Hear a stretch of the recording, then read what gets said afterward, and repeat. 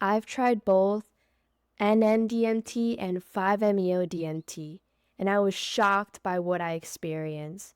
One showed me fractal realms full of machine elves, and the other had me dissolving fully into source.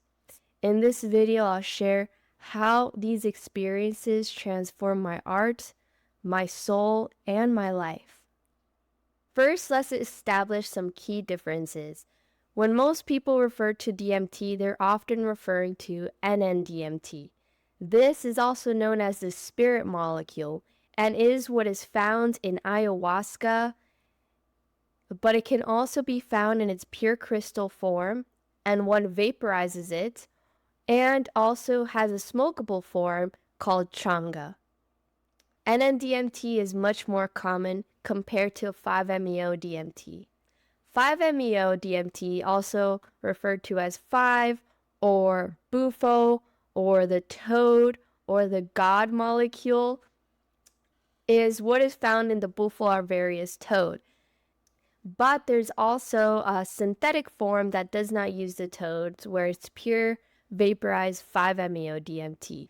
And then, usually in its vaporized form, can last around 15 minutes, versus changa can last more like 40 minutes, and ayahuasca can be upwards of 8 hours, depending on how many cups you drink. Compared to 5-MeO, that is 5-MeO in its vaporized and its bufo form can last somewhere between 10 to 20 minutes. On the surface, these two molecules sound similar, but what you experience is completely different.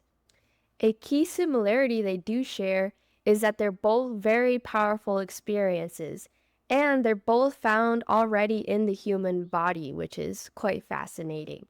N N-DMT I have worked with quite a bit. It started first with multiple ayahuasca ceremonies was my initial introduction to it, and then later on I worked with changa and the vaporized form of N N-DMT. These journeys were quite fascinating and have had the biggest impact on my art, and most of my artwork is actually inspired by N N-DMT. N N-DMT often looks like fractal realms of light, and many people report seeing beings, as I have. I've seen a lot of beings on NN, everything from machine elves to jesters to the Hindu deities to other versions of myself to even God. In short, I cannot count the number of times I've done N N-DMT, but to put it simply, it's been quite a lot. Many people, besides seeing entities, they also report seeing hyper-real landscapes with intricate architecture and sometimes sacred geometry, things of this nature. This was a psychedelic that truly unlocked my imagination as an artist, and is seen as a common theme in most of my artworks. In fact, I even often hide the N N-DMT molecule in a lot of my artworks, if you look closely. I'll try to put into human words the best I can what a DMT experience feels like. So, of course, first I have to take multiple very large hits. It's almost like you really gotta want it to be able to go in there to have a full breakthrough. You have to really give it your full lung capacity. So I'll usually do some Wim Hof before, and you have to let go of all doubt and all fear, because you have to really be willing to go fully in there to be able to truly break through. So it's like it has that barrier of entry where you have to give it your 100% effort to get in there. But once you do, at first, like when you're taking the hits, you'll start to see like reality kind of start to have some trails and some colors and maybe some like slight fractals, and you'll start to feel it pretty strongly. And then if they push to the full limit, you can't help but just lay back. So I usually do this on the floor on some sort of floor bed, and I'll lay back and just completely let go. This isn't like other psychedelics like mushrooms or LSD where you're very much still here and interacting. You really, with a full NN breakthrough, you have to just go somewhere else. So all that the body does is just lay back and just relax. Then you transcend to this beautiful place, and it often starts with a sort of humming or like buzzing. It almost feels like the frequency of the universe starts going up and up and up, and it starts going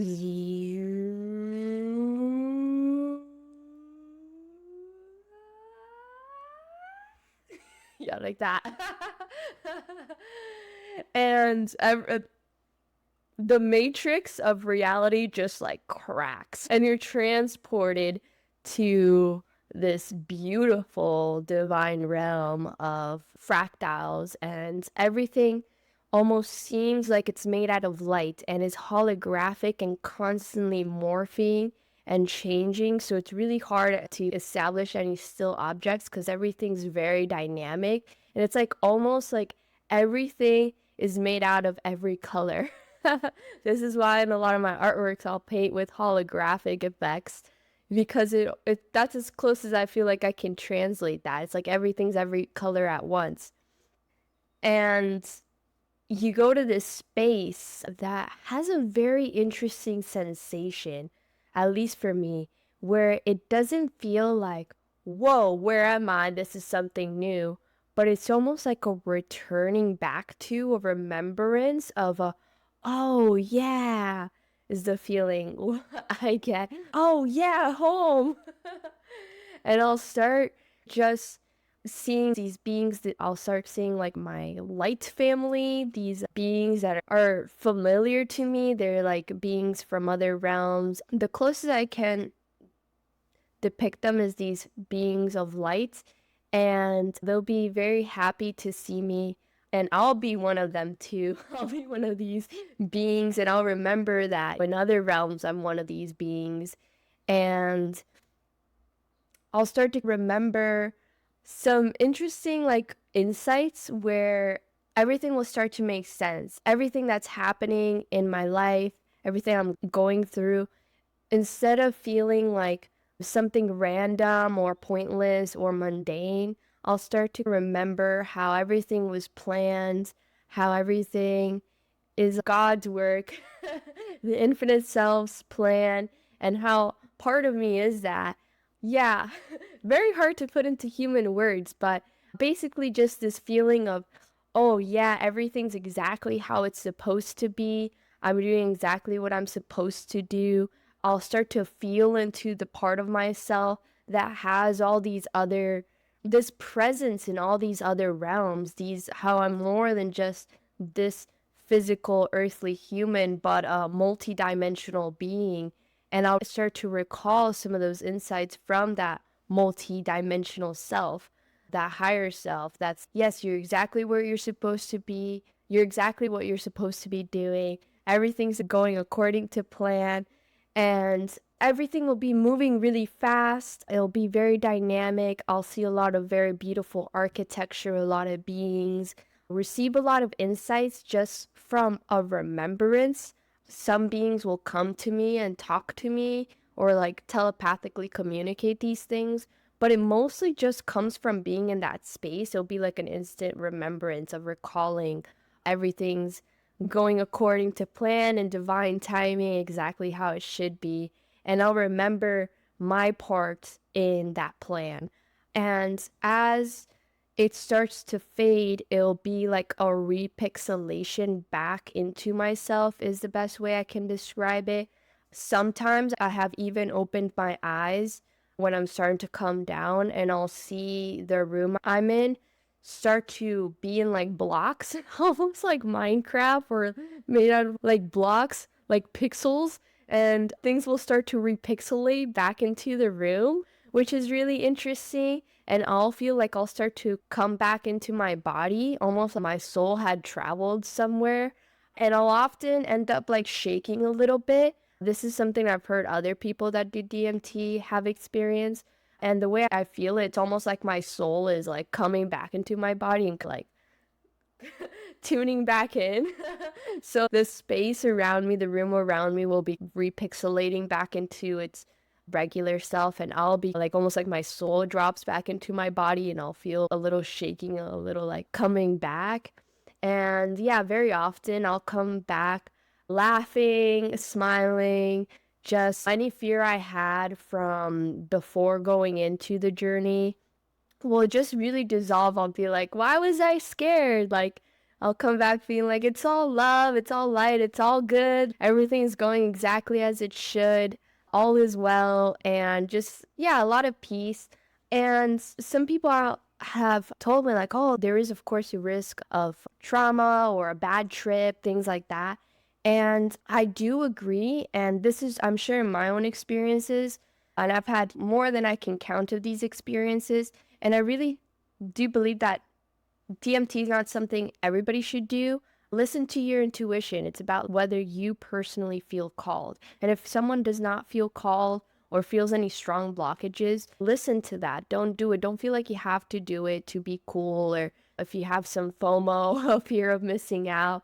It's a very powerful spiritual journey. If you feel called, then that's the people that should be doing it, versus if you don't. And of course, you have to be in a grounded mental space, do proper preparation and proper integration, and have a spiritual practice to integrate, to ground these things. Like for me, that practice is meditation. That's how I use it to ground all these experiences. And it's also a lot about perspective, not only in my psychedelic journeys, but in life. I try to hold the perspective that everything's either a bonus or a lesson. And if I look at everything like that, then nothing is wasted. Even suffering is compost for my spiritual path, for liberation. So even when I go into these experiences and I am not in my best mental state and maybe things turn a little dark, I'll use it as an opportunity to see how it's my own mind projecting these things, how I create my reality. And I create my reality very instantly when I'm on these substances. So if I start to think dark thoughts, I'll start to see dark things. But if I soften and get back into love vibration, everything will soften. And I've seen this through my DMT journeys very directly. Something I also practice is I practice having compassion towards that energy, being gentle, seeing that it's just like Ram Dass says, God in drag. So embracing if things turn dark, instead of reacting with fear, reacting with anger or resistance, staying equanimous and compassionate and softening and being like, okay, like what's the lesson here? And just that softening 9 times out of 10 will make that space soften. And if it doesn't, I'll try my best to see what the lesson is. And sometimes it's like I need to change what I'm doing. I need to change my perspective. And I'll take that as a lesson. I won't let it go to waste. I won't just be like, that was a bad journey. It's pointless. There was nothing to learn from it. Instead, I'll see it like, okay, that was a very powerful experience that is trying to teach me something. And I'll work to integrate it. And so none of it affects me negatively or has created any trauma in my life. Instead, it has created beautiful experiences and beautiful lessons that have helped me grow and become the best version of myself. Okay, now let's talk about 5-MeO. So unlike N N-DMT, which I have worked with more times than I can count and I'm quite familiar with, 5-MeO, I've had one ceremony which included doing it 3 times. One was a very small amount, second was supposed to be a full dose, and third was another full dose. I want to mention I did a full video of my 5-MeO experience because there is quite a lot to cover, but I put months of work into preparing mentally, preparing my spirit, my mind, my body in very disciplined ways, where I was deeply established in my meditation practice and in a very centered, beautiful headspace before doing this medicine, because N N-DMT is considered one of the most powerful experiences one can have, but 5-MeO DMT is considered arguably the most powerful psychedelic on the planet. So it is by far, I would say, many times exponentially more powerful than N N-DMT. Now, Many people can have different experiences on 5-MeO. There is some people that report having visuals, and especially in smaller amounts, they can trickle through exploring different spaces. But 5-MeO, its full expression, is a dissolve into source and transcending the self, the ultimate ego death. And simply put, my 5-MeO experience was the most powerful experience of my life, and arguably of my whole soul's existence that I can recall. And ironically, it wasn't visual, which is really crazy to think that the most powerful psychedelic wouldn't be visual, but it's almost like you transcend the sense doors. Imagine they're not being sighted anymore doesn't mean darkness, because you're still perceiving something. It's like there was no longer any perceiver or perceived. There was no separation. It was just pure source, pure light. And what was very interesting about that experience is that the first little bit I did, it was very calming, very peaceful, and I felt like exactly how I feel when I'm in a deep meditation. The second dose, which was supposed to be a full dose, I also felt like when I go into my deepest meditations, there's this place of pure equanimity, pure peace, a very profound, peaceful, equanimous space, which was interesting. I was like, came out of it, I was like, is this supposed to be the full journey? Because this is the same place I go to when I meditate. But then the last one really transcended anything I have experienced before, which makes me really wonder if I go deeper in my meditations. I assume I'd go to that same space.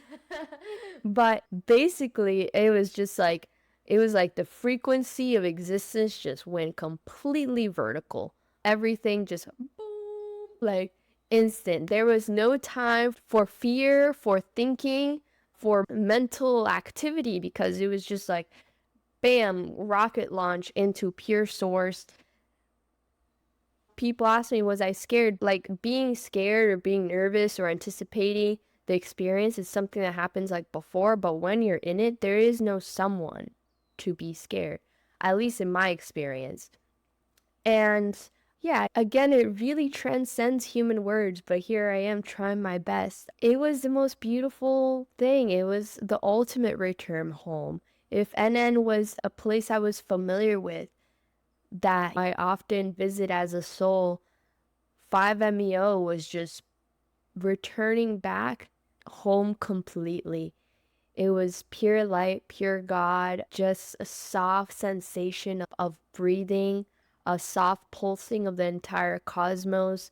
And it wasn't empty. Even though there was nothing there, everything was there. It was like the sensation of a parent's love times a billion. Like just this incredible, overwhelming feeling of love and peace and bliss. And yeah, it was the most cozy, beautiful place that I've ever been to. And the more I go through my journey, the more I realize that part of me is always there. Part of me is at the mountaintop of consciousness at every moment. I'm just very distracted by this fancy hologram of life. That might sound very wild, but I'm sure some of you resonate with that. But especially if you tried a full 5-MeO breakthrough. And ironically, 5-MeO hasn't impacted my art very intensely because there was no visuals, there was no form. So it impacted my soul's journey like remarkably. But N N-DMT impacted my art. Very visual, a lot of art to make from, very inspiring. 5-MeO, I have made a couple artworks inspired by it, but really the best way to replicate that, you can't even, like, even some people say, oh, a blank canvas, shining a light at someone, but even so, it doesn't represent it because it wasn't just the light, it was like there was nothing and everything all at once. There was just God. So from these experiences, what I've actually been trying to do is like, before one goes to that realm where everything dissolves, where it's all pure consciousness, what are the highest realms one can go to right before it all dissolves into light? And that's why I've been exploring doing some artworks inspired by the diamond realms, some realms made of diamonds where everything's made out of light. It's barely form, it's luminous, it's gorgeous, it's very high frequency, but it's right before it just gets brighter and brighter and just dissolves.